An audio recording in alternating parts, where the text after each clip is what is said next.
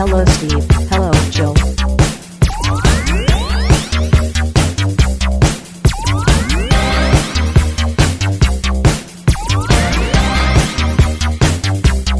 It's time to game classy. Bonjour, you cheese-eating surrender monkey. Bonjour. I want to one day learn French so I could do this entire podcast in French someday just to upset someone somewhere, because they will get upset about it. Most people would just turn it off, but there'd be one person who'd just be like, "You can't say that in French. Your French is terrible." Can I do it? Can I reply to your French in my Japanese? I guess you probably know more Japanese than I know French, in all honesty. That would be great. That would be awesome to have a multilingual podcast, which is us just each having a solitaire conversation in our second language That no one would that we don't even understand each other as we're speaking, is what you're saying? Yes. I'm sure both of us are using the language incorrectly. Like both of us are speaking incorrectly, but neither of us speaks the other language, so neither of us knows. Oh yeah, for sure. For sure. Ooh. Yeah, I'm down. Yeah. Sounds like a good idea. It sounds like a good idea. The language of love, French. Francais. You know, I'm only. You know what they say? Mhm. You either die based or you live long enough to see yourself become cringe. Yeah, I guess. I was just going to say I've been obsessed with French lately because I've one of my favorite movies of all time just popped up on Shudder. The Brotherhood of the Wolf? Brotherhood of the Wolf. I've never seen it. I absolutely adore that movie. I saw it in the theater 3 times. Man, I gotta watch that movie. Um, That's one of those movies that I always wanted to watch, and I really wanted to watch it when I was a kid because I was fucking loved werewolves. Like I played Werewolf the RPG, the White Wolf game. yes. Like I fucking loved werewolves, man. It was one of those things where I was like, I gotta fucking see that movie. I just never saw it. I'm not gonna spoil it for you. The movie is the most batshit insane movie I've probably ever seen. And not like insane as in like Cronenberg or like yeah, not like a Lynch. Cronenberg or Lynch insane. This is more of a like, holy cow, is this what the French think an action movie is? Kind of insane. I'm down. Like I you know, I've watched a lot of French movies over the years. Mostly, you know, art house, you know, French cinema, new wave, nouveau. There's some really good French. I mean, Fifth Element director's French, and Yes. I really like High Tension or Hot Tension. Hot Yeah. tension. Hot Tension. I love that movie. That movie's dope. Tension. Tension. Yes, Hot Tension. There's like 3 vowels in there, and you're not supposed to pronounce any of them. I see. That movie's really good. I really Yes. like that movie. Brotherhood of the Wolf is one of those action movies where it's just like, what the fuck is going on? This is like, it's very weirdly plotted. It's of course got the French thing where it's like the hero has to sleep with literally everyone, and Yeah, yet I mean, he's still considered the hero. Like, I mean, like, yeah, wait, that's loves what I that. consider. That's what I consider a hero. he loves that woman, yet he's sleeping with Monica Bellucci. What the fuck is going on? Like, No, he you still a see, hero? you see, Joe. He loves all of the women, so he must sleep with all of them and some of the men. And some was him, man. Why not? It is France. That's right. It does have the guy who he was in the Mortal Kombat. I think he was in the Mortal Kombat TV show. Okay. If I remember correctly, but he plays like a Native American who's comes over with this guy from New France back to France to investigate the werewolf, right? Okay. And they both know kung fu.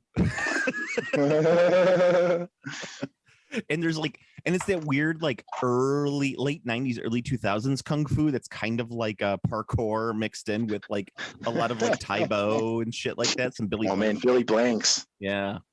So it's really a bizarre movie, but it's so fun. It's like one of the most fun action movies out there. And my only problem is I really wish Shudder had the dub, because the subtitle version is the version that I've seen multiple times. Mhm. I saw that in the theater, but when I got the actual DVD, which I sold a long time ago, the dub is so good on it, and it's not in a good way, but like in a bad way. It's a bad dub, but the bad dub makes the movie better, I guess. It's like a like a 70s kung fu movie or 60s kung fu movie where Oh, right. Okay. where the dub just makes it better because the dub is kind of bad. Right. Yeah. The dub kind of sucks and that improves it. Yes, exactly. So that's what I really appreciate about that movie, and a performance by a very young Vincent Cassel, who some people might know. I think he was the best known for the bad guy in Ocean's 12. Oceans Go to Europe. Oceans Go to Europe. Yes. As in every sequel movie ever made since the year 2000, where you got to go to Europe. That's the thing. Like, no matter what the sequel is, you're going to Europe. Yeah. Yeah, that's true. Unless it's, well, I guess technically, if I'm not mistaken, it is a spiritual sequel to Road Trip. So even Euro Trip follows this. Paradigm. Euro Trip. Every sequel that you could think of, they inevitably go to Europe for at least a scene, an act, or for whatever reason they are in Europe, and you're just like, what the fuck is going on? And it's inevitably because whoever is making the movie was like, I want a free trip to Europe, so the studio just funds their free trip to Europe. That's great. Yeah, I mean, even recently, the what was this one I just watched? Fucking like Spider-Man, No Way, Long Way from Home, or whatever it was. That one was in Europe. Wonder Woman 2 was in Europe for a good chunk of it. Like, it's just that's true. What about Captain America 2? Was Captain America 2 in Europe? I mean, Captain America 1 was also in Europe, but yes, Captain America 1 technically was in Europe, but yeah, the Winter Soldier was in Europe. Yeah, that's true. The Winter Soldier was in Europe. And the Civil War was in Europe for a good chunk of it. All of those movies, they all go to Europe. Iron Man 2 went to Monaco for the racing car scene. Huh. Do you think it's just because by the time the sequel happens, they have enough budget to really press that they need to go to Europe? I think so. Well, I think the budget gets increased, and mostly the director's like, well, let's just go to Europe because I get a free European vacation out of this. That's what I'm saying. Like, the budget's high enough that they're just like, all right, fuck it. Well, we're going to shoot the next one in Europe because the budget's there, and I want to go see Greece or whatever. Yeah, but that's exactly it. And I think that there's a lot of it too, where there's like some movie thing where they're like, hey, this movie went to Europe for the sequel, so it made money. So let's make all movie sequels go to Europe because movie FOMO. Is it movie FOMO? Yeah, pretty much. Like, I think that it's like a metric that they probably use when they're putting together the budgets. Like when you're I'm sorry, Lenny. This first movie just didn't make enough to get the European sequel. Best I could do, Florida sequel. Ooh, Florida sequel. That's evil. Now, of course, there are. What do you fucking mean, Florida sequel? I've worked too hard for this, Benny. I've worked too hard for this, Benny. You're on the wrong side of the river. History's gonna remember you really unkindly, Benny. I think, well, this is only relegated to blockbusters. This is not any sort of horror movies do not get no. This is big money sequel. These are big money sequels. Most horror movies are defaults in Europe anyway. Europe is scarier than the United States when it comes to ghosts. For ghosts, yeah, because the ghosts in Europe, you got like thousands and thousands of years. In America, you got ghosts that are 50 years old at this point. You got a ghost who's like, hey, they still make crust. I like crust. I liked crust. And I'd be like, yeah, they still make crust, and he'd be like, that's nice. And I'm like, can you like eat cookies? I can eat the ghosts of cookies. All right, I don't know what that means. Well, I'll see you later. Yeah, exactly. That's exactly what it is. And the what's it called? The ghosts in America are just like, well, the ghosts in Europe are like, I was murdered by my king 300 years ago because he wanted to sleep with my wife and I wouldn't let him. And so I fought against him and I cut off his hand, but he killed me and blah, blah, blah. And then the ghosts in America are like, I'm haunting this area to keep all the minorities out. Actually, that's just my grandma's ghost. That's just my grandma. It's just my grandma. Yeah, that's but yeah, all big budget sequels will inevitably go to Europe, and superhero sequels will inevitably have the superhero losing their power. You know what? Sometimes they do that in the first. Okay, so first of all, I absolutely all right, straight up, I hate the losing the power trope. Oh, like, I do too. That is my most hated like thing in comics. Like I cannot stand that as like a plot arc. I don't mind it as like a brief concept or like maybe as a villain power. That's kind of cool. Like if a villain like shuts your power down if he's like close to you or whatever. Kind of like Rogue, where she like steals your power. You don't have your power for a while. I'm totally cool with that. That's fine. But that like your powers are gone, Superman. What are you gonna do now? Like that phrasing, like that, that like plot arc where it's the entire issue or the cartoon episode, or God help us, a fucking movie. Yeah. Like that was like the Fantastic Four movie. It did many things wrong, obviously, but one of the most egregious personal sins to me in that film is that not only was that the origin movie where they all got their powers, but they even threw in the fucking plot arc where the thing turned back into a person in the first fucking movie. Yeah, should have been a sequel arc. Like, are you serious? Like this just happened. Like this movie just happened, and you're already turning back into a person to have some sort of like giant like character arc. Like, bro, we just met this character. This is Michael Chiklis. Come on. Yes. I did think of one sequel that doesn't go to Europe. But it does have the lose the powers trope in it, which is the Venom 2, which I just watched. But I blame the fact that Venom 2 didn't go to Europe on the fact that COVID happened. So that's part of it. If that helps. Yeah. Yeah. However, Venom 2, actually, pretty good movie. I enjoyed it quite a bit. I heard it was good. Most people said they really liked it. The only people who didn't like it is the critics, from what I heard.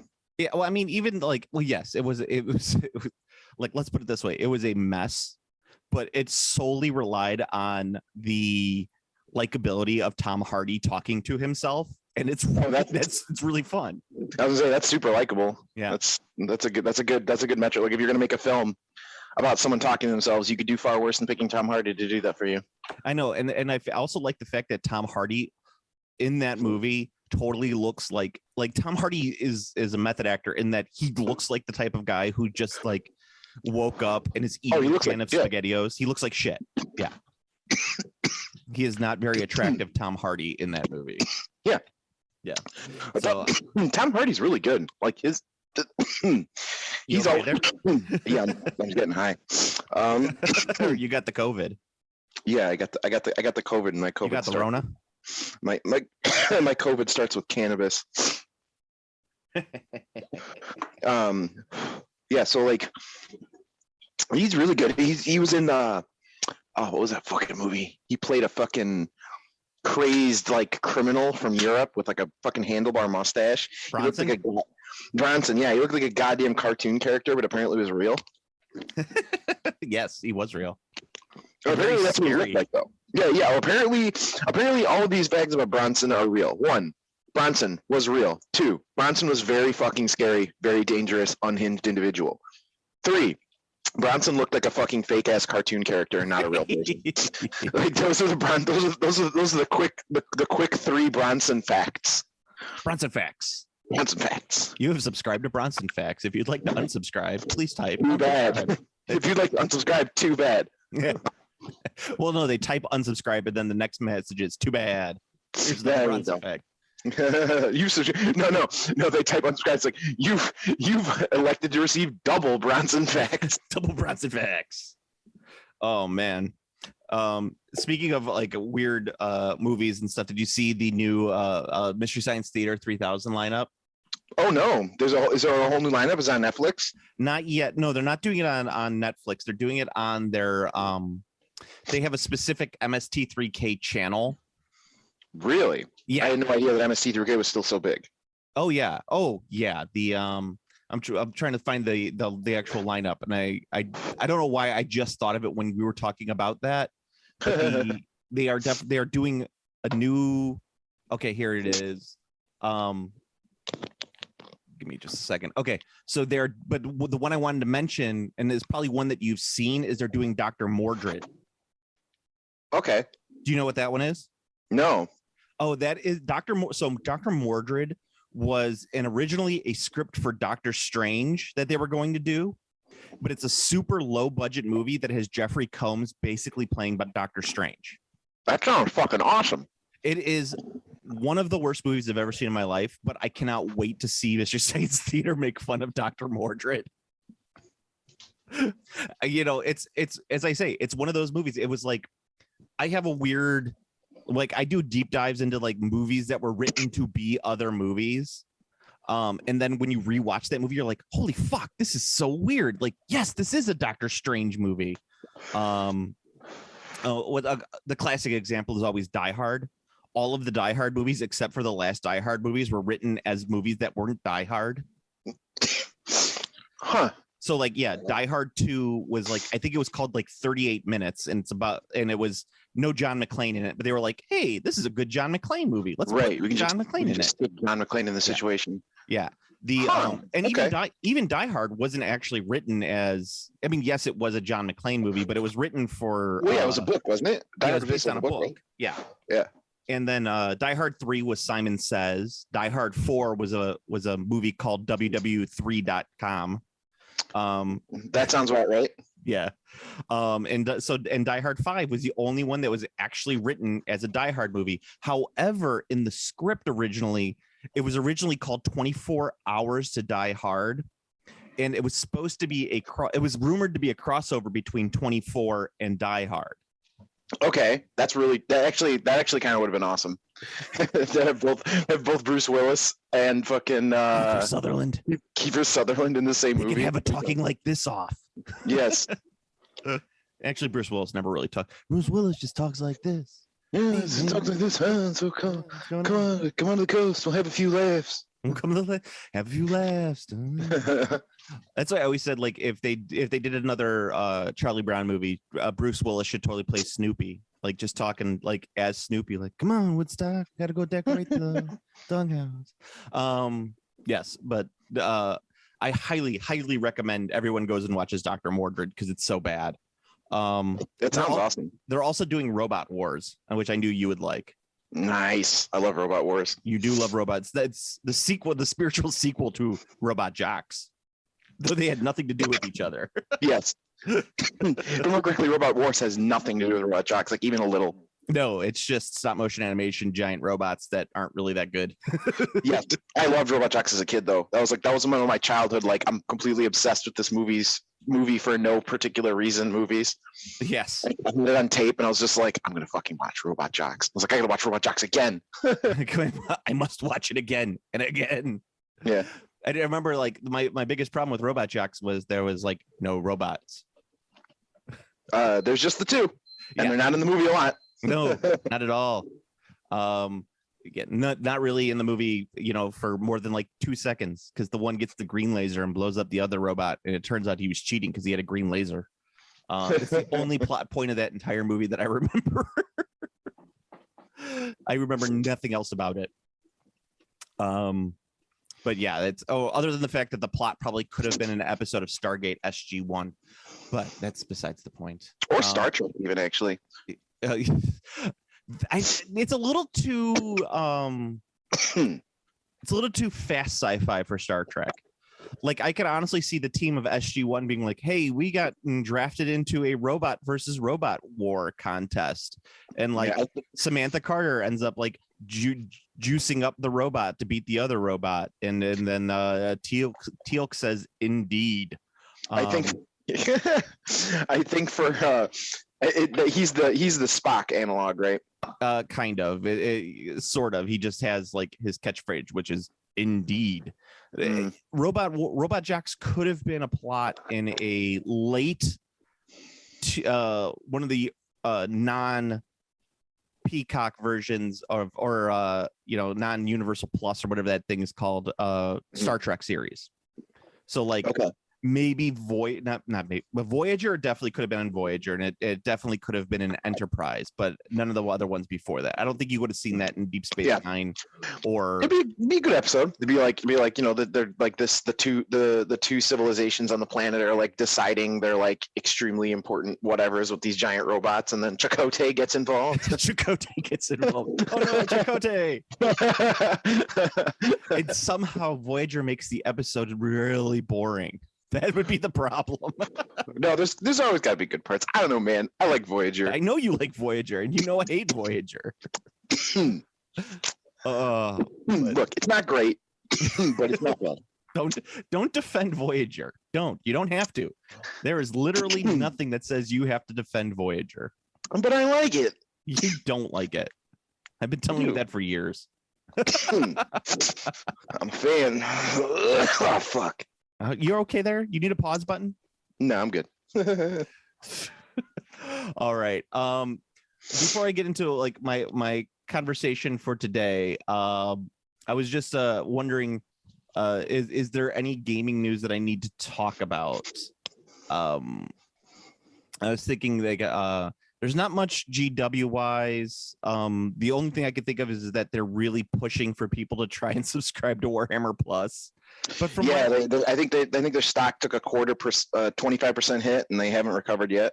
No, not yet. They blame the soft launch of Warhammer Plus on that. I mean, it was a bad launch, so that also when I say they, internet speculators yes. are saying that. However, I think it has more to do with the supply issue. Like they just can't get their shit into stores. They can't get their shit into stores. They can't get their shit anywhere because of supply run issues. Mm-hmm. That's also the problem. That's a universal problem. That has nothing to do with Games Workshop. That's just it just so happens that Games Workshop stock is based on that supply run, so they can't. I think it's literally still the fallout from the mass DMCA thing, because that was when their stock first took the hit. It was like the huge DMCA thing in the internet. Like really, yeah, because stock. That's when they moved, man. That hurt them. That hurt their stock bad. Yeah, I mean, maybe. I still think that had more to do with actual distribution and supply as opposed to anything internet activists. Well, I mean, we got a couple things here. Like one, we're assuming that stocks make sense, which they don't. They don't. No. So there's that. And two, most likely it was probably multiple factors. It was probably like it was this and that. Yeah. And you could be right. I mean, we don't know. We're a fucking podcast that like six people listen to, if even. Yes. Yeah. So yeah, that's the main thing is like it's, and I also like I'll just say I found another way to watch the content on Warhammer Plus. Yes. Just watching the content, not accessing, because they do have a lot of like White Dwarfs and everything else on there, which is nice. Mm-hmm. But in watching the content, they're just not pushing it out enough. That's the problem. Like if I'm going to subscribe to a video service like that, they need to give me more on it as opposed to what they have on there. It's actually really funny that this played out exactly how this is, because there was an old Amazon feature that everyone hated and like thought sucked. And like it was like a massive failure, I think, pretty much. I think that would be the best way to put it. However, in this instance, this specific thing would be like amazing as this Amazon feature, which I don't even know if many people remember, but Amazon used to have a thing called channels. Okay. And I don't remember that. Yeah. Yes, they used to have a thing called channels. This is a while ago. So dating myself a little bit here, but I don't know. I'm fucking ancient. It wasn't that long ago. I think it was like 2014, 2016-ish. Well, whatever. Amazon streaming service. So there was Amazon Prime, and there was the streaming service, but then there was also a thing where you could add channels. And I know this because there was a Funimation channel on Amazon.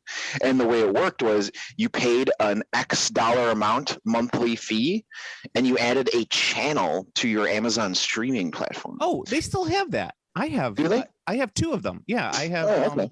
That's where I subscribe to Shudder. Oh, okay, perfect. Oh, I didn't know they can't. Okay, so it was just the Funimation channel that was not successful, not the entire idea. No, they're actually pretty. It's a very nice little bundle. I like it because I know it's bad. Like I should just subscribe to Shudder proper. That's right. It's just easy enough because when I subscribed to it, Shudder didn't have an app on the Amazon Fire TV stick. That's what we use on our TV because I refuse to buy a smart TV. Because smart TVs suck balls.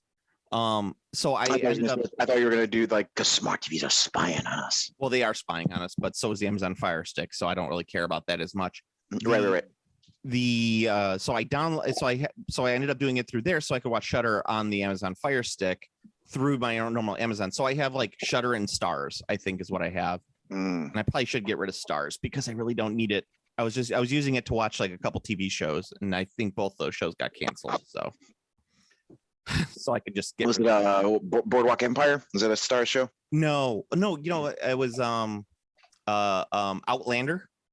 And Outlander. My wife really likes Outlander, so and American Gods, which got canceled. Yeah. Oh, I heard American Gods was sweet. The first season was really good. The second and third seasons, not so much. One of those. Yeah, it's one of those. Like, definitely the first season. But no, I don't really need that anymore. But I still use channels because there's a fuck ton of them on there that you can get. Okay. Yeah. Okay. Good. Okay. So then I misunderstood at the end of my story where that it was just the channel I was using. Yeah. Was gone for said issues, not the actual idea of channels. So with that all said, GW should have just been a fucking Amazon channel. Yeah, I actually believe that same thing, but I think it should have been through Twitch because I already think they had an established. That's true. Their Twitch channel was really popular, wasn't it? It's still popular. They still have a Twitch channel. They just, they just don't use it. They should have used it for their Warhammer Plus like lineup. I don't think that works. I don't think you can have like streaming stuff on your Twitch channel. I don't think that would Well, you function. can. What you do is you have a release party at the same time, and then it just gets stored as a, as a video. You could easily do it. I think it could have worked, but all they have on there, they have the Blood Angels cartoon, which was pretty good. I liked it, but they have a couple painting videos, which is nice, I guess. And they have lore videos, which if you want official lore videos and not like some weird right-wing nut job telling you about their idea of what Warhammer lore is, because Warhammer lore is fucking stupid. It makes no sense anywhere around. It's true. And that's what I want to get into today. But Warhammer lore? Well, I want to talk about Horus Heresy. Like if I was given control of the Horus Heresy, how I'd fix all of the goddamn problems with it. Which is basically take all notions of story and plot and throw them out the window and just have the Primarchs shooting at each other. That's all that you want to fucking read in that series. I mean, sounds good. Oh, I'll go into it a little deeper, but but as I was saying, GW is their stock did tank, and it was because of that Warhammer Plus. They're still trying to get people to subscribe to it. Mm-hmm. And the problem is it's the fucking cost. It's too expensive. Yeah, they could have just done. They could have just added. What they could have done too is they could have done membership on YouTube, and just done that where because you can do members only videos on your channel if you do YouTube. Yeah. So they could literally have just done this channel on YouTube and just put everything up on YouTube, straight up. Like they could have been like, here's our tutorials, here's the stuff for free. Here's a sample video of an animation. This is the kind of stuff you get if you are a membership, and then, sign up for membership. You get all those videos. They could have easily done it like that. Yeah. Well, and once again, they could have done that on Twitch too. Yeah. And that would have been amazing. Like I really like, I liked their model that they had through Twitch. My only problem was that the way that they cut the shows were a little wonky. I think if they cut the shows a little better, or they had an editor for the shows, it would have been a lot better. But then again, I don't really know Twitch too much outside of GW because I can't stand much Twitch streamers. I know you're the bigger Twitch fan. Yeah, Twitch is pretty bad. I usually, if I'm watching Twitch, it's only if I'm watching someone I know, like they're streaming a game specifically, there's someone I know, or it's tournament coverage. Yeah, it would be something like that. Yeah, I don't do a lot of the just watching people stream on Twitch just because a lot of that is uninteresting as fuck. I guess it's the easiest way to say that. I don't know. And the reason I find it uninteresting is because of all the stuff you just said. It's there's no editing. There's tons of dead air. If you're watching a Twitch streamer play Doom or whatever, and he's got to go take a 2-hour shit, he gets up and is gone for 2 hours. Yeah. Which is still good. I mean, you'd be wondering and talking with other people, what kind of shit is he taking? Yeah, we just what do you think the viscosity of his shit is? Viscosity. No, it would be the Mohs hardness scale. The most hardness scale. I think that's Yes. wait. What is it? The scale for measuring poop hardness. This is what the internet was made for. Is that an actual thing? Yeah, it is the Bristol stool chart Oh my or god. Bristol stool scale. It's hard to say. So like you could say like you have a type 1 shit, which is like rabbit poop, like several hard lumps, like nuts, difficult to pass and can be black. Type 2, which is sausage shaped but lumpy. Type 3, which is sausage but with cracks on the surface. Type 4, like a sausage or snake, smooth and soft. Type 5, soft blobs with clear cut edges. Type 6, fluffy pieces with ragged edges. Or watery, no solid piece, entirely liquid. So you could use that now as everyone who, if you're into checking on your poop and using a diary to describe your poop, kind of like I'm not saying I do it, but I'm just saying knowing your poop history is good for your health. I bet what's his face with the spruce moose did that though.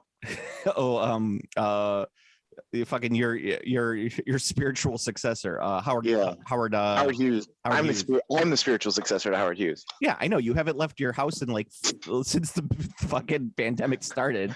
Nonsense. I've flown around in several tours of the countryside in the spruce moose. Yeah, but Steve, how do you explain the jars of urine? I think, like I said before, it's sterile and I like the taste. Yeah. We have to keep the essence. Yes, I have to keep my essence. I have to keep my essence pure. I have to keep my essence pure. Oh, good Lord. Oh, shit. The best way to keep my essence pure is to bottle my essence and then replenish my essence with my essence. That's right. I drink my pee.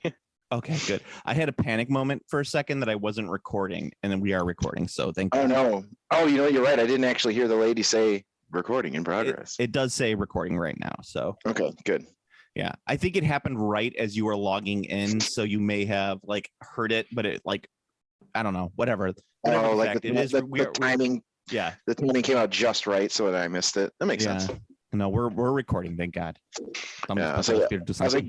Gaming wise, I haven't done much tabletop. Obviously, I've just played a little bit of video game action, and then Pikmin Bloom. That's a big one I've been doing, and then I watched a super eye patch wolf video about Garfield / Gorefield. Gorefield. And that was one of the bigger things I watched this week. Well, I had a run up for right before Thanksgiving. I had a huge hobby blast of getting shit done. Built a whole fucking table. Did everything. And then all of a sudden, some shit happened at work. A major depressive bout happened. And I was for 2 weeks, just I can't touch a brush. I'm fucking, it's it was one of those straight up depressive episodes where you can't do shit. Right. Mm-hmm. So finally I've gotten myself out of that hill. So I'm starting to get back into doing some stuff, but I kind of can't figure out what I want to do. That's the problem. I'm left adrift. It was several factors hit together where I was just oh, what the fuck am I going to do? Through some happenstance, I happen to now have 4 complete sets of the Stormcast from Dominion. That's pretty much a 2,000 point army. I think it's a lot more than a 2,000 point army. It is. Yeah. So yeah, I have a lot of annihilators and spearmen. So I'm gonna have to actually make a list and go through and be just do an annihilator list, because I guarantee you they're probably better than everything else in that army. I'm gonna do well. The annihilators are nice because there's a very small number of them. Yeah. Basically, I'm basically just gonna go through and make a somewhat. I want to make a pliable army that's not everything, but is a couple versions, so I can at least do a little bit of messing around. So my idea is that I actually do want to have access to the full annihilator army. Just everything is annihilators. I want to give that a shot, and this should be more than enough to start that. I think I would just need 1 or 2 boxes of the regular ones, or I shouldn't say regular ones, of the Great Hammer ones. Yeah, because remember we did mention that there was going to be the kit that was going to build the version that was just default better than the one in the starter. Oh yeah, 100%. Yeah, that pretty much happened. Yeah, The hammer one is pretty much better. Although I don't think it's 100% better. It's definitely there. it's the one thing about GW that I absolutely hate with any of their current rule sets is that if it costs you more money, then it will be the obviously better choice. Yes. And yeah, like I understand it from a business decision, but from a gaming decision, it's like, come on, dude. Like nothing should be like that much better that it's a must-have and you can only offer it at this price point. Mhm. Like, yeah, no, I agree. yeah, I mean, as I say, I understand, but also it's like, come on, guys. But whatever. I mean, it's just the way it's been for years and years and years. So yeah.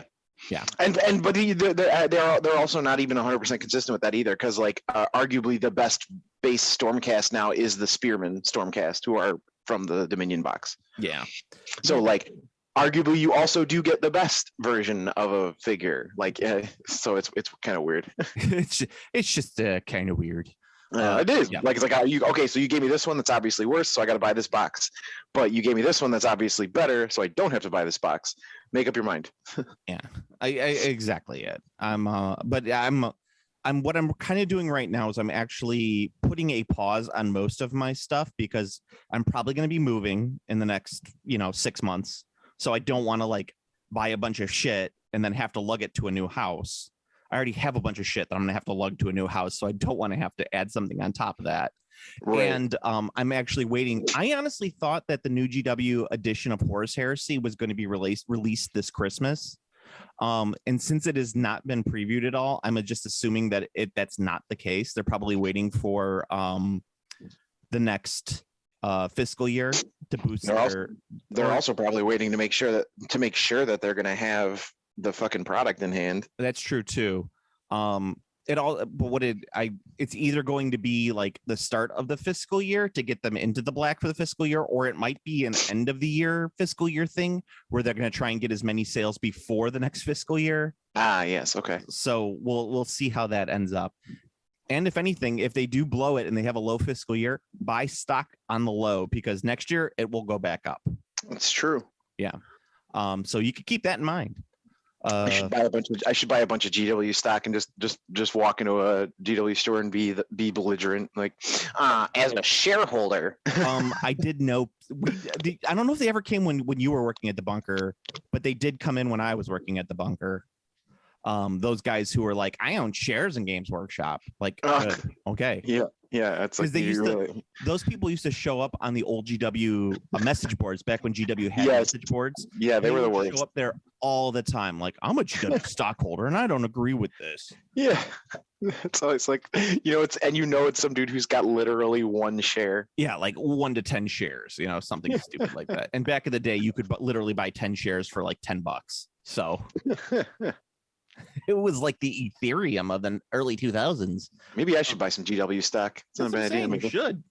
You could literally be the big head honcho of Games Workshop stock. You just keep buying it at like low price. Like you just buy like 1 or 2 stocks every so often, and then eventually you're like, why do I have the majority share of Games Workshop? Yeah, it's like and the non-hostile takeover of Games Workshop is complete, as Fart Sniffa 69 has purchased the final majority stock on his stock trading app.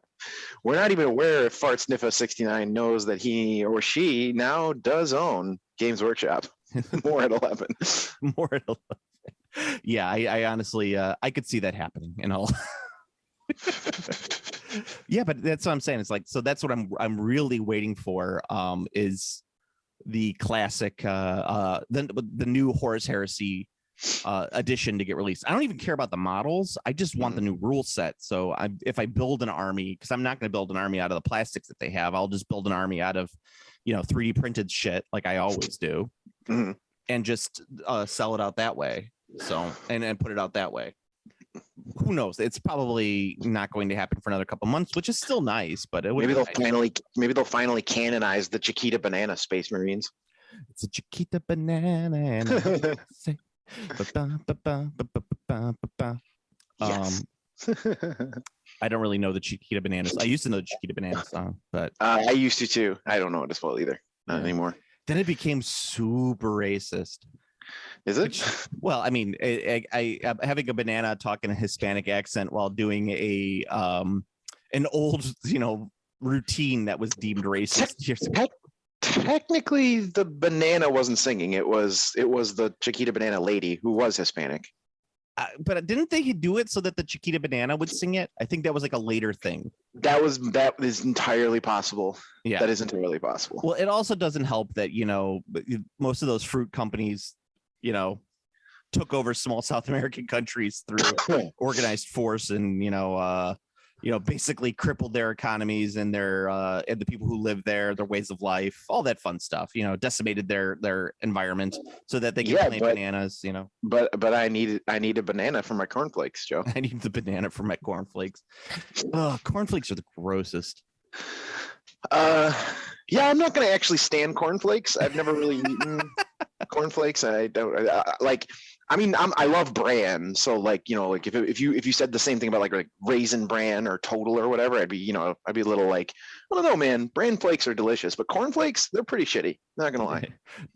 Well, they were invented by a man who wanted you to eat them so it would curb your masturbatory urges. Yes, also the graham cracker. And the graham cracker as well. And then people are like, this is disgusting. Put sugar on it. And they put sugar in it. And they're like, yes. Now this is good. And let's jack off while we eat it. Let's jack off while we eat it. Yeah. Take that, Kellogg. Yeah. And that's the thing too. Like, I know that historically, like, in order to properly eat a cornflake now, you have to discredit his memory. So you have to jizz on the cornflakes before you eat them. And I'm just not ready to do that most mornings, Yeah. Well, I'm with you on that. Yeah. And years later, we're dealing with fallout from the cereal. His fucking companies firing all of their workers so they can hire scabs. Don't eat cornflakes, guys. Don't eat anything Kellogg's. That's true. I know it's difficult in this day and age because of monopolies and vertical integration, but still. Oh yeah, dude. When you see those company charts, it's actually kind of like, holy shit. Yeah. However, it's like this looks like a bad guy chart from like an RPG. Like you're like like you have to like get up to the boss and you're just like, oh, it's fucking everything. It's like how like like the classic like vast conspiracies can't exist. Thing because of like logistics, like how logistics don't work. So you'd be like, there could never be one big bad boss who controls literally every other bad guy. Oh no, actually there can be. Well, yeah, have you heard of Nabisco, sir? Yes. Well, let's start small. Let's start with Kellogg and just make sure that we're not buying Kellogg until they hire back all of their employees. And they give them. I think Kellogg and Nabisco is the same company. Yeah, probably. Let's just not eat. Just go out, kill a cow yourself, and just live off the cow. So we're not getting anything. That was a patented cow. You're going to jail for copyright infringement. Damn it! It always happens to me. It's over. Yes. Okay. So let me get into how I'm gonna fix the fucking Harris Horsey books. Horsey. The Harris Horsey. We're just gonna call it the Horsey. The Harris Horsey. Harris Horsey. The Harris Horsey. The Harris Horsey. Yes, we gotta do the Harris Horsey books. So this is how we're gonna fix this goddamn problem all together. First of all, we take all of the books that are currently in the series and we just throw them out. We say, sorry guys, we made a mistake. We're gonna start over from scratch. You're gonna still buy the books. Let's be honest. So the first solution is literally there's no saving it. We're rebooting the Harris. Yeah, there's absolutely 100% no saving the series. Okay, so it's a Harris Horsey reboot. Yeah, so we either have two choices at this point. We go back in time and just, eliminate everything from the beginning. And we say, guys, this is how we have to do it. And so that way, when we come to this point, 20 years down the line, everything is fine. And people are like, the horse heresy is the greatest thing of all time. Right. And the second way is that we have to take everything that's already been printed and throw it out and say, okay, guys, we're starting from scratch again. Okay, this is the only way to do it. I think Games Workshop would actually be okay with the second one because they could just make the money over again. It's not like these people aren't going to buy the books. Right, exactly. Yeah, you slap 40K on anything and they'll buy it. I mean, look at recently Games Workshop's made like candles and shit. Like ultramarine candles. Yeah, I mean, I'm not gonna lie, I'd buy an ultramarine candle. For your If I was meditation. if I was in the market for a candle, I would buy an ultramarine one. Yeah. If I was in the market for a candle. I mean, that's Are you currently in the market for a candle? I mean, that's legit it. Like I've seen some candles that I actually like. Like the only candles I end up buying are ones that are specifically like smelly because Well, yeah. they can, make a nice smell. I hate candles. I am the son of a fireman. And so anytime I see candles or a dryer being left on as I leave the house, my limbic system starts going crazy and I can't handle it. I see. Well, as someone who has always been extremely aware of not leaving candles burning or dryers running while leaving the house, I hope you can appreciate my efforts regarding this matter. I do. We live in 2021, so I'm assuming that it's not as big of a problem anymore, like leaving the dryer on. However, I know that my dryer is probably from 1985 in my house, so I'm not like I worry, sir. I am concerned. And my wife gets so mad at me. She's just like, why do you care so much about the damn dryer going on while we're home, or we're not home? I go, it doesn't matter. It's just like, it's like the Koreans with fan death. I know there's no, like logically, it doesn't make any sense, but it doesn't matter. Like there's something in my lizard brain that prevents me from allowing this to happen. Yes. And I know where you're coming from with that. Okay. So let's say we do this whole thing from Be cool about fire safety. So we're going to do this entire thing from scratch. Redo the entire fucking Horus Heresy from scratch. All right. It's the Harris Heresy reboot. Okay. Let's talk about some of the base problems with the Heresy. One, there's too many fucking Space Marine Primarchs. There's too many fucking characters. Yeah. That's well, I mean, but even starting it off, there's 18 Primarchs that we have to deal with. 19 technically, if you want to consider Alfarius and Omegon.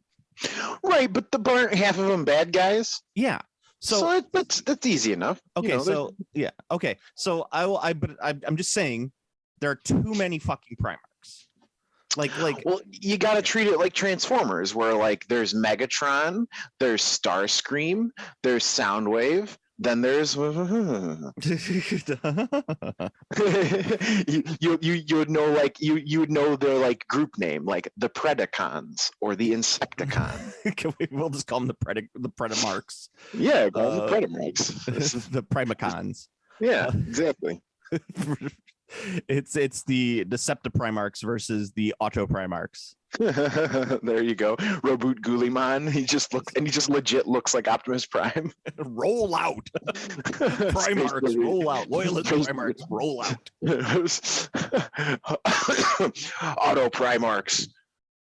Mount up and roll out on your Land Raiders. No, it'd be better if they actually transform into cars. I just to see like Sanguinius like transforms into a plane like. Sanguinius is a Lamborghini. Sanguinius is like a red Lambo for sure. And so that would mean like Dorn transforms into like a Lada, is what you're saying? Yes. All right, nice. And what's the Mortarion, he definitely turns into that he turns into a garbage truck.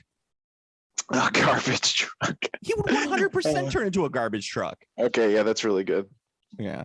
That's like actually Dorn would probably be a fucking fire truck, and Guliman would turn into an economy sedan.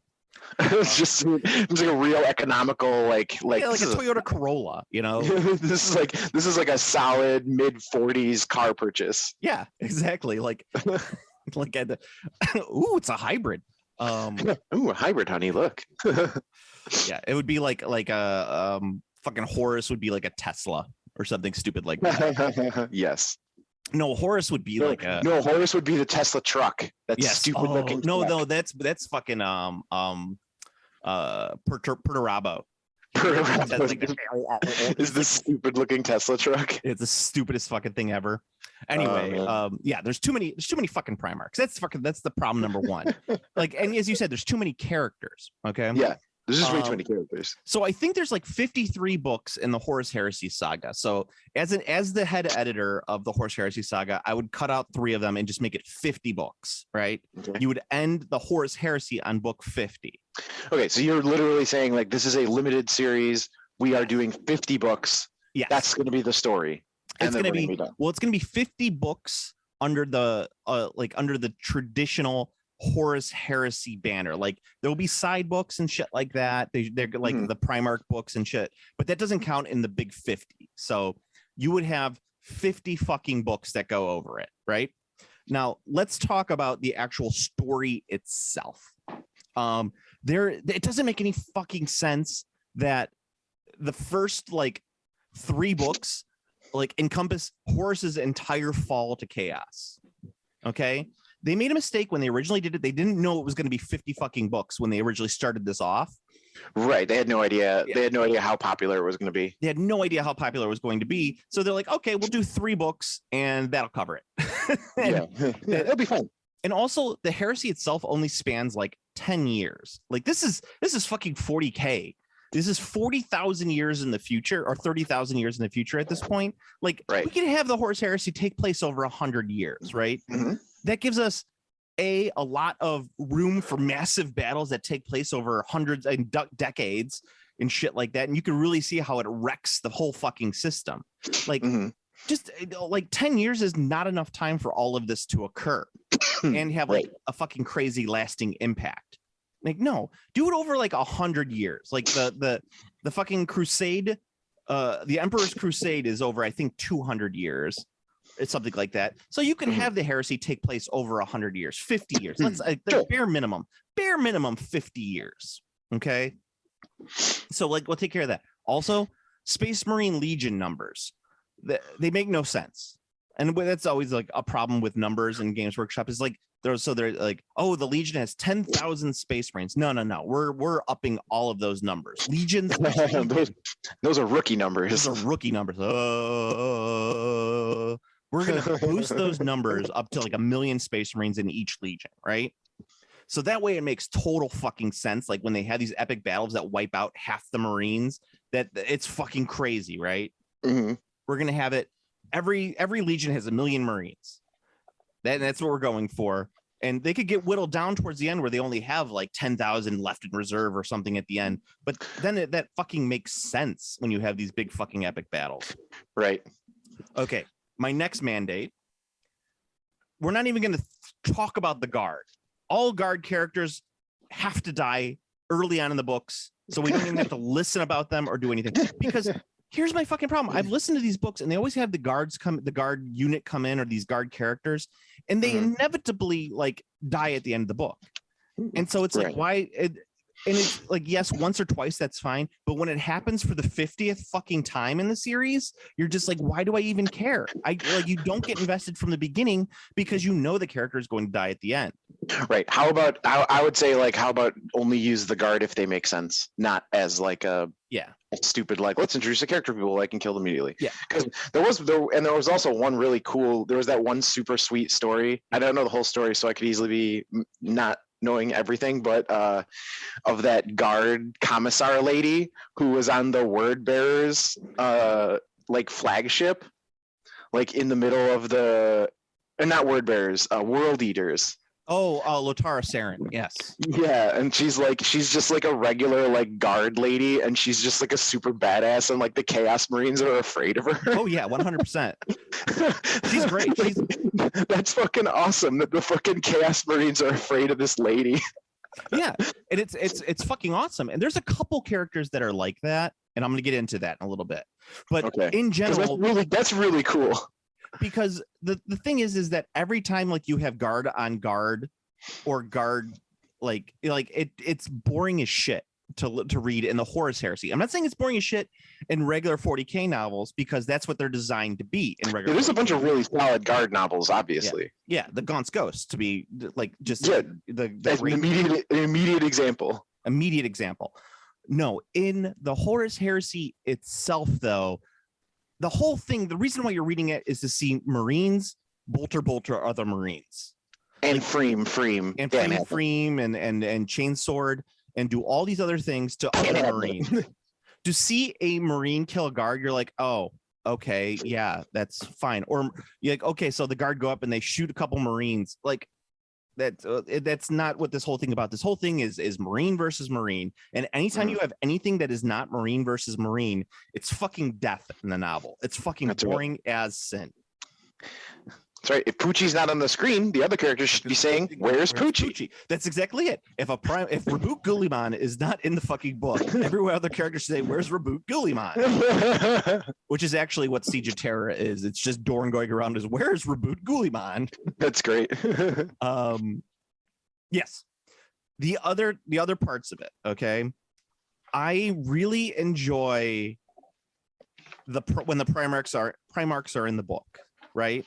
I enjoy reading about the Primarchs and the Primarchs, the way that they act and do all this other stuff. The problem is you're giving this goes back to a bigger problem of when you have multiple authors working on the series. Some authors write Primarchs really well, and some authors will take that same Primarch and write it terribly, right?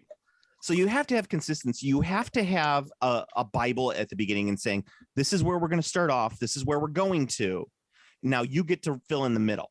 Okay. But we have certain things that we cannot fucking change. Like we can't, mess around with these characters too much that they're so different across the books.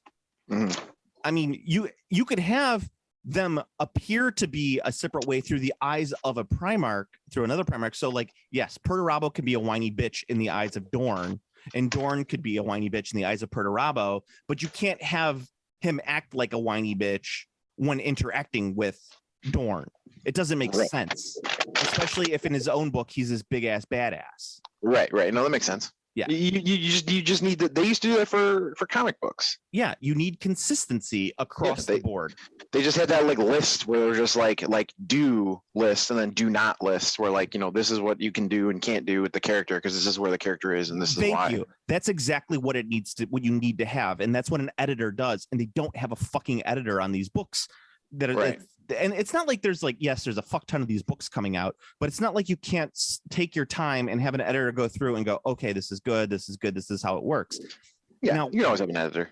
Okay, so now how you're going to break the series down is you're not going to break it down into the batshit sludge that they put out for the Horus Heresy. We're going to break it down into like 2 to 3 book series that are about major events of the Horus Heresy. Okay. So like, yes, you'll have like maybe the first 5 books should encompass Horus's fall to heresy, and it could set up everything. You could meet all the characters. You could do all sorts. You could do it in 5 books. You could do a fucking lot with. Oh yeah, easily. Yes. And that would like you get all of like the major characters in there, all the Primarchs. You get to see their motivations. You get to see their strengths and their weaknesses, and you could go from there. And the very end of the book, Horus fucking falls. Next series, the Battle of Istvan. 100%. You do like a 3-book series about the Istvan massacre, the drop site massacre, and how the or you could even that would be what I would say right there is like that's how you break it down. Each 2 to 3 book series is about a major fucking battle. You could have Battle of Calth, Battle of Istvan. I'm trying to think of some of the other major ones. The fucking Thramas Crusade, all that shit. The fall of Caliban. By the way, the Dark Angels in fucking the Horus Heresy are the fucking worst. They don't fucking do anything. All they do is they have a rebellion on fucking Caliban, and that's it. Like they don't take part in the heresy. Like you don't get any major part of the heresy. Like in the Thramas Crusade, they do fight the Night Lords, which is cool, but it's kind of like they don't really do anything else. Whatever. That's besides the point. I would fix a lot of that in post or in editing. But that's what you need to do. Is you need to break it down like that. Don't fucking have, and you can maybe do like a little thing on the side and says, this is what the Mechanicum are doing throughout this entire time. Because the Mechanicum does have the Civil War, which is not interesting. It's just something that you could have on the side. Like you could say, okay, some of the Mechanicum side with Horus, some of them side with the Emperor. Boom, that's it. That's all you need to have done. Yeah, bada bing, bada boom. We got bada some bing, bada boom, Mechanicums. done. Like every time the Mechanicum, Bada bing, bada boom, Mechanicus. Yeah, every time the Mechanicum or the Guard or Titans show up in the fucking series, it's death. It's boring as shit. And the reason is because they act exactly like they do in 40K novels. And you're like, I'm not reading a 40K novel. I'm reading a 30K novel. They need to act like they would in 30K, which should be different than how they act in 40K in order to make it an interesting read. I hope that makes sense. I know it makes sense because the whole point of like if it's going to be something because the situation should be different. Yeah. So even though the subject of the Harris Horace novels are Space Marines, they should still be different from reading about current Space Marines because otherwise, why would you? Yeah, and that's what they do. They do a really good job of making them very different than current Space Marines. Just in the way that they act, the way that they interact with each other, it's really cool. Well, yeah, because they still have emotions and they still bang everything in the universe, right? At that time. It's just they don't have the religious fervor. It's kind of like a more like it's much more tactical. It's much more atheistic, I guess you would say, an approach to things. An agnostic approach. No, not an agnostic. It's an atheistic because they don't believe in gods. I thought they all believed in the God Emperor. Well, no, not in 30K. No. Oh, he's not the God Emperor in 30K? He's not the God Emperor yet. That doesn't happen until after. Yeah. I see. So he's just the Emperor. He's just the Emperor. He actually outright wants people not to believe that he's God. I see. Yeah. So and that's what I say. That's what makes it kind of interesting, right? I see. Yeah. See, I didn't know that. I said I'm very far from I'm far from a Warhammer in general lore expert, and I'm really far from a 40K lore expert. I know like what I've gleaned from video games mostly, and then like a couple novels. Like I read. We got to talk about that too. But anyway, yeah, and like there are some guard characters that are interesting, like. Not guard characters, but human characters that are interesting. But the whole point is that they are not taking part in the battles. They're all kind of behind the scenes people that kind of help move the plot along. We can keep those. Those are fine. Like Euphrates Keela, the fucking guy who starts the Inquisition. A lot of those guys. You can always have characters who like make sense, like characters that make sense because they make the world work are always welcome. Yeah. But here's the thing is like because otherwise how would you have given him the name Solo if that Imperial guy wasn't just like he's by himself? So I will call him Han Solo. That's the worst. Fuck that. So bad. Dude, I was like, I legit like I physically cringed when that happened. I was like, I took physical damage when that scene happened. I'm there with you. Yes. So we have that problem going on. Other part of there that I want to make sure I hit is that you could have these human characters as well, but once again, there needs to be a consistent end game for them. Like it needs to be pre-written. Like this is what's going to happen with this character by the end of the series. This is their cans and cannots. Because I'll tell you, some of these characters, like Cinderman, that's the one character, has waffled so much in that series that it's like he's not interesting anymore because you don't know what he stands for. Like he doesn't have a character anymore. He's just so in the wind. And okay. And so and you got to hit all the high points too, like the stuff that like really happens during the heresy. Like there's a couple things that are already in canon that you have to have. Like you have to have Sanguinius fight Kabanda at the Eternity Gate. You have to have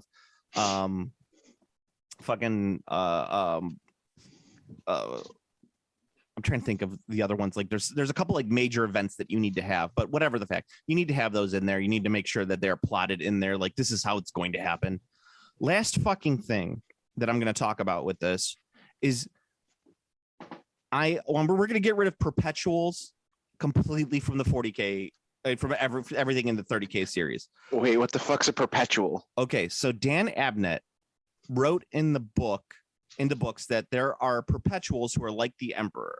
So they are people who live forever on Earth. Like they have that same weird mutation. Okay. They worked with the Emperor from the beginning to kind of start the project and get him going on a lot of things. And the problem is that in the series, it gets so muddled.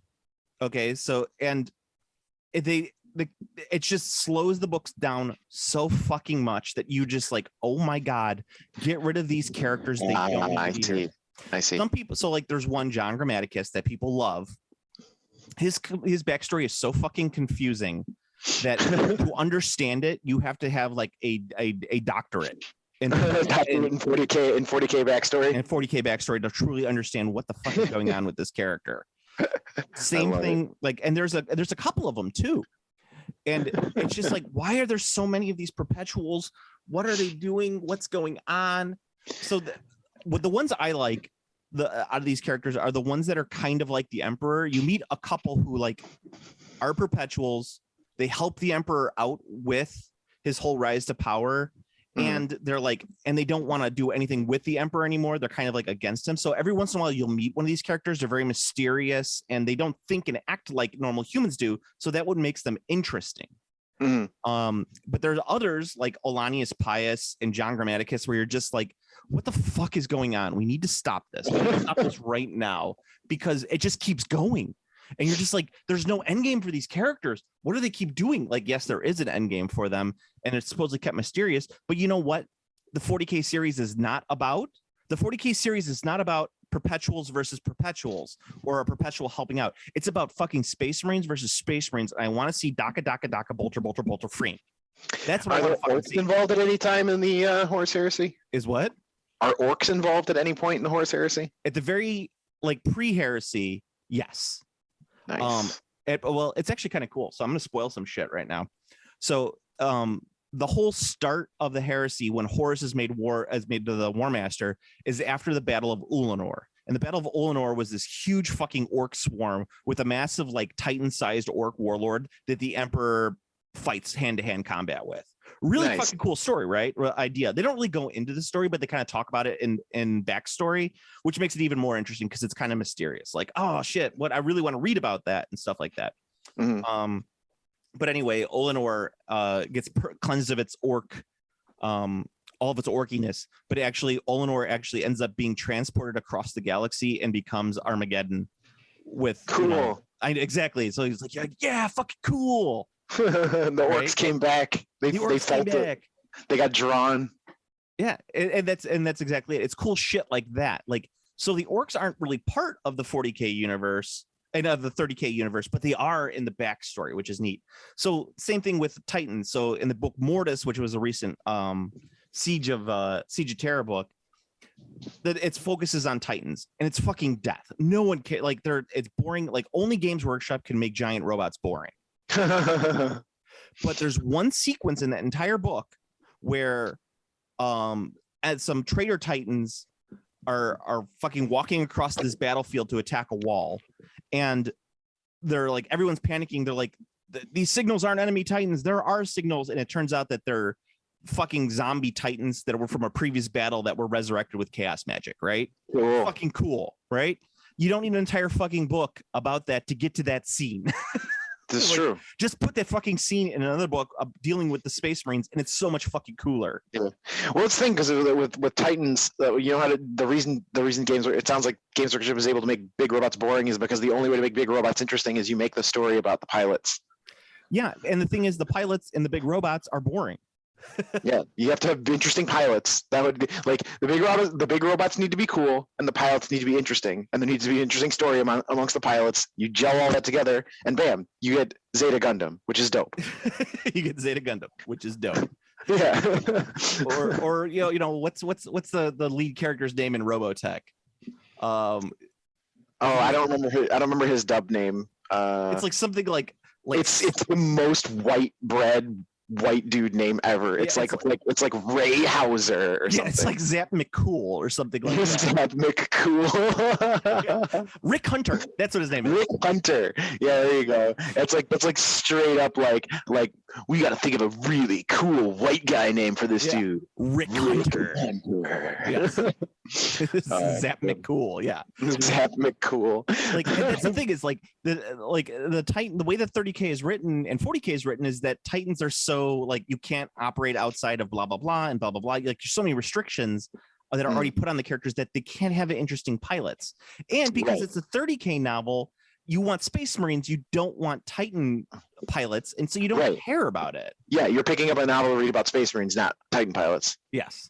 So what I'm saying is like a Titan pilot novel could work, but you need to have that cocktail. you need to have Rick Hunter. You need to have the guy with the mullet who's super fucking cool. Yes, you have to have the cocktail, the awesome dope character you're rooting for, and then like the various foibles, and then of course like that's the thing too. Like one of the reasons that I think all the Gundam series always works. Especially and yeah, it's another big robot series too. But like, there's got to be the enemy ace, because you got to have like the rival. So like in original Gundam, there's Char, and like Amuro is like constantly like the only villainous character who like thwarts the Gundam is Char in his red Zaku or whatever his like red suit is. So like he keeps showing up because he's the enemy ace. So you need a character like that also to make it super interesting, which probably is not going to work for like a 30K novel about Space Marines again. Also, but Titans in 40K and 30K are fucking boring because they just plod along. It's not like fucking Gundam where they turn into a jet, fly around, turn into a fucking robot, fucking run around the fucking city with a sword and shield, right? True. Like, yeah, they're not mobile. Their combat is not interesting. Yeah, that's why it's called Mobile Suit Gundam and not Mobile Suit Titan. Yes, well, because Titan's combat is not interesting, because a Titan combat is it walks forward and fires all weapons. Yeah, they can't make it interesting. It doesn't work that way. Yeah, because even BattleTech, the giant ass battle mechs, they can still like jet into the air and stuff. Yeah, and like jump and whatnot. So like they can move way more than a Titan can move. So to wrap up my anger recently about this series, it just comes down to they need an editor to fucking tell the authors, you can do this, you can't do this. Here's our Bible. This is what we're going for. And also don't do what Donnie Don't does. Yeah. And the authors really need to fucking so like if you're writing the 5-book Horus series, right? That's going to be written by one author. That's going to be Dan Abnett's going to write all 5 of those books. Okay. Right. So you get the stylistic through line. Yes. If we're going to have multiple authors working on the books, I would not want like Dan Abnett to write one book and then fucking ABD work on the second book. Right. Each series needs to be complete. Yes. Well, I would do it like the Expanse series. So the Expanse series, when they're writing it, there's 2 authors of the Expanse series. One author takes a bunch of characters' point of view, and the other author takes another bunch of characters' point of view, and then they write them separately, and then they meet together and they kind of talk about how it's going to cross over when they're editing the book. Cool. Right? And that's why the Expanse is such a great fucking series. I did not know that was a collaborative book. That's really cool. Yeah, they were both like they both worked for fucking fucking Game of Thrones guy. Why can't I think of his name? George R. R. Martin. George R. R. Martin. They were both like his like interns, and they worked with him, so that's how they kind of understood how to write character perspectives as chapters, and they collaborate on those books. The last book just came out, and I'm kind of sad as I'm reading it because I'm like, oh man, how's it gonna end? Nice. I'm That's really cool. sad. But the so if you're going to do that, if you're going to have like Brown and Abnett and any of the other authors, Chris Wright, I don't remember his actual name, but if you're going to have them working on these books, you should really have them, if they're going to collaborate, that's how you break it down. Like you're going to break down these different parts of the chapters and perspectives, and then you add those together like that. If you're not going to do that, you have to have one author consistently write the parts of the series. So if you're going to do a Calth series, like let's say a 3-book series about the Battle of Calth, you take those 3 books, they all need to be written by one person. Yes, exactly. You're going to do the Burning of Prospero. You're going to have that entire series about the Burning of Prospero written by one author across the board. Yes. 100%. Only way it makes any fucking sense. Yes, I completely agree. Okay. So I'm done with that. How cool was the Space Marine 2 trailer?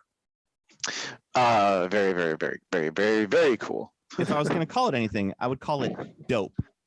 Yes, it was a very dope fucking trailer. I'm very excited about it. I can't believe that a sequel is happening. That's really cool. I like that it's gotten to the point where Mark Strong is so expensive they can't use him anymore.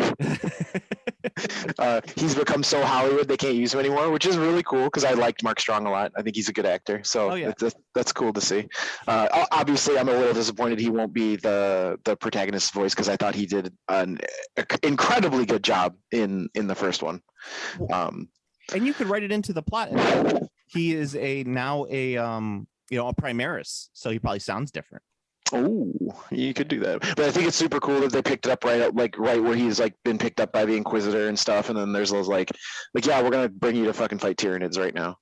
Yeah, which is awesome. Like that's super cool that they're doing it that way. Yeah, it's dope. Like it's very fucking cool. I'm a huge fan. I'm very excited about it. I'm looking forward to it a lot. And I was really glad that they went with Tyranids and not orcs again, because it was really, the first game was excellent in terms of like enemy variety, because you had a good amount of orcs, and then they like added Chaos Marines later. Yeah. Like that was super cool. Like that was a really, really good design. So I am glad that they immediately are just like, this one's gonna be Tyranids now. Like it would have been fine if they did Eldar too. Like anything. Like I'm just glad that they changed up the enemy. I think that was really smart. I think so too. Yeah. Very easily they could have fallen into the trap of just being like, we're gonna do orcs again, right? Like I think that's possible. I would absolutely adore if they, like, for me personally, I would play that game and all of its sequels if like every game was just like, okay, here's the next game, you're gonna be fighting this enemy.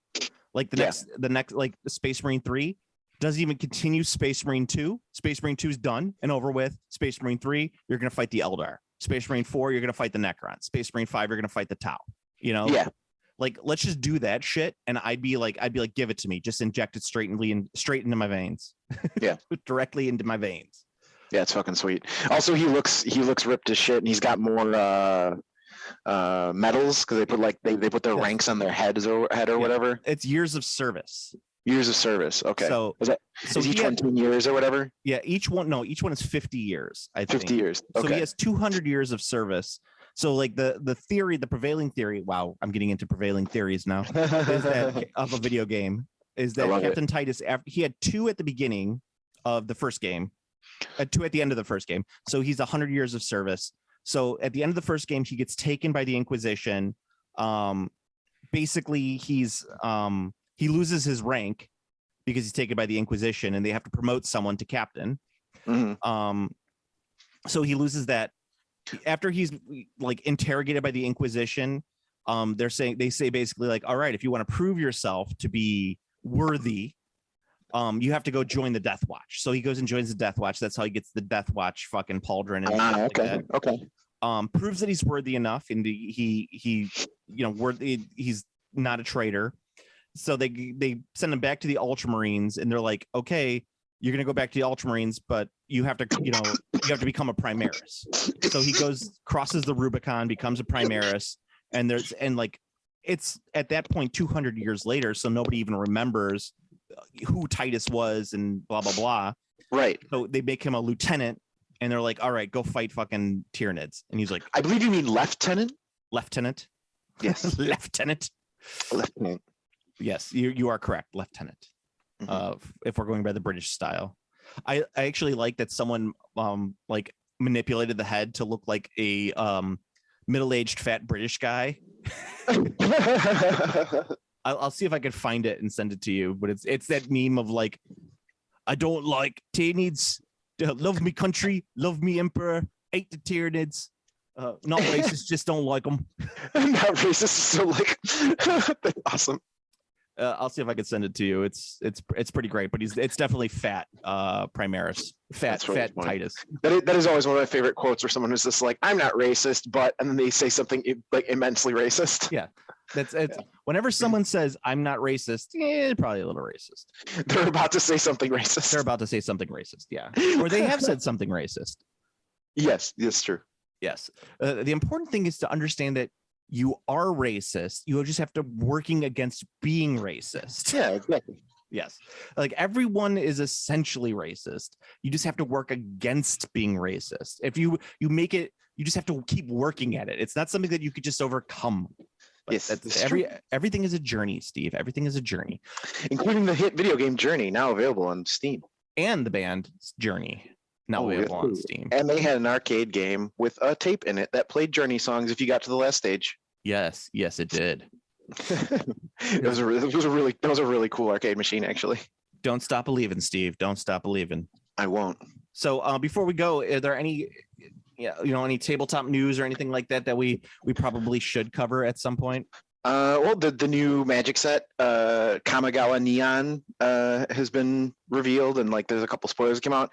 Very cool looking set. It's like Kamigawa, but retro futuristic. So it's a bit. I guess Kamigawa's in the future now, because all the Magic planes are different realities. So this is like a cyberpunk samurai setting for a Magic set, which is pretty cool. The cards look dope. That's one of the big things that came out. Yeah, I mean, other than that, it's just standard supply chain woes, man. Yeah, it's all about the supply chain woes. The other thing, there was one, Mantic now has a new direct system. Did you see about this? I did not know. Put rather simply, Mantic Direct is products that don't have a full retail release or did have a retail release, but were part of a much bigger product. Typically, Mantic Direct releases won't have retail packages. It's just fucking they have a bit store now. Yeah, it's a bit store. Yeah, so that's kind of cool. Mm-hmm. Warlord Games is doing a 12 millimeter War Master scale game for Napoleonics now. Okay. So you could finally have your 10 millimeter, your War Master Napoleonics. My dreams have come to fruition. All right. So I know that's a joke, but here's the thing: they've never really done a really nicely. There's never been a nice 12 millimeter strip version of a Napoleonic game. So and now there is. Now there is. They did have 12 millimeter Napoleonics because Napoleonics exist at every scale. Yeah, of course. These are just like super nice. And if you are gonna play Napoleonics, I would do it in the 10 millimeter. I would probably not do anything smaller, and I would not do anything bigger. I think that's the perfect scale for Napoleonics. Yeah, I said big ups and big grats to the Napoleonic gamers. Yes. Get your COVID shots because you are in the most vulnerable demographic. That's true. Yes. So you got to be careful there. That's absolutely correct. And I don't know too much. I think there probably is one or two things that I'm missing. I think I got most of it. But it is Christmas, so it's Christmas time. It's Christmas time. Christmas time. Yes. Exactly. All right. So go to Game Classy Facebook page. It's the best way you can get in contact with us. You can like, comment, subscribe on the YouTubes, like, comment, subscribe on the Twitter and on the Apple Podcasts. Probably the best way that you can help out the podcast. You should see if we're on Google Podcasts, because you should get us up on there too if we're not. God, there's so much extra work with it though. Yeah, Google Podcasts is lit though, and a lot of people listen on Google Podcasts. Just Google Podcast is lit, yo. It is. It's lit. It's lit. Yes. It's super lit, ultra dope, based. Oh God. Oh, sorry, back issue. I was sitting in a weird position and my back just spasmed. Welcome to being old and having a broken back. Aside from that fact, you could get in contact with Steve at Undercork and on Twitter at command underscore throw. Yes. That's right. And you could get in contact with me on the Instagram at Game Classy Joe, where I've been very slow to post, but I do put up some of my stories. I do that. I showed the copy of the Pondering the Orb mini that I just printed. Excellent. Yes, I sent that to you. You did. Pondering that orb. I love it. It's Saruman pondering that orb. And you're correct. Right. They do need to make a worm tongue, background worm tongue. Yeah, you got to have the background worm tongue. He really makes the piece. Holy shit. That's what I wanted. That's something I want to talk about. So that piece of artwork is from the old Middle Earth role-playing games, right? No, TCG, Middle Earth TCG. That was the Saruman. That was one of the Saruman cards. They used it on both, right? Oh, okay. Yes. That card and that RPG are worth hundreds now because of that stupid fucking meme. That's hilarious. Yes. Everyone is trying to buy the Pondering the Orb meme card That's from the really funny. yes. I don't remember the name of the card, but I looked it up. It's legit just Saruman. That specific card is just named Saruman. Yeah, I was looking and like I saw it last time I looked at it. It was like a week ago, so things change, right? Mm. It was like I wanted to say $250 for that card. That's ridiculous. Let's see, Saruman. I'm looking. I'm sorry, guys. I am doing a Google search, an eBay search as I'm doing this because I know that people love that. They keep losing the internet. Well, guess what, guys? We're fucking doing this from home, so we have access to the internet currently as we're doing it. It's funny. All right. So, Saruman. yeah, I'm trying to. It's because if you look under specifically pondering the orb, it's much more expensive. I see. No, that makes sense. Yeah. If they're searching for the meme, they're going to pay a lot more. No, that makes sense. If you're searching for a meme, you're paying a lot. All right. Yeah, Yes. I can't. Yeah, let me. But the actual like TCG books are like hundreds of dollars too, and it's not a really easy one to find. Right, it's already pretty rare. So yes. Oh, here we go. Oh no, actually, okay. So the price has gone down. Okay, so that's good. okay, well, that's good. You could get the card for about like $15. Oh, okay, that's much more reasonable. Yes. That's much more reasonable. No, when I was looking like 2 weeks ago, it was seriously like hundreds of dollars. Yeah. I think the cards were cheaper. The rule books, the TCG book, the fucking RPG books were like in the hundreds. But hopefully, you know, as we talked about in the past, the RPG market fucking went crazy the last year. I think it's starting to go down. So I bought that Greyhawk Wars box for $30, which is ridiculous. Yeah, that's super cheap. Yeah, compared for that game in particular, because that game is like a $300 box set. So, yeah, for sure. But anyway, you know, you could come over. We could play some Greyhawk Wars. From the reviews I've read, I would like to not do that. Actually, don't you want halfling militias? No. Oh, I should have brought that in. If I brought the back of it is fantastic. It's a fantastic read. I would like you to. I should send it to you so you can read it out loud. We'll put it at the beginning of the podcast. Nice. From the north, the barbarians of the Zeagle tribe are attacking. From the south, the necromancer awakens. From the east, the conglomerate of goblin kind is setting their sights. And from the west comes the unknown baron. Welcome to Greyhawk Wars. That's great. It's something stupid like that. Good but anyway, so Steve, until next time, I hope you all have a absolutely wonderful holiday. have a tip-top Kwanzaa That's right. and a solemn and dignified Ramadan. No, It's tip-top bet. yeah, it's Merry Christmas, have a crazy Kwanzaa, a tip-top tet, and a solemn and dignified Ramadan. That's right. All right. Later. Adios. Bye. Game classy.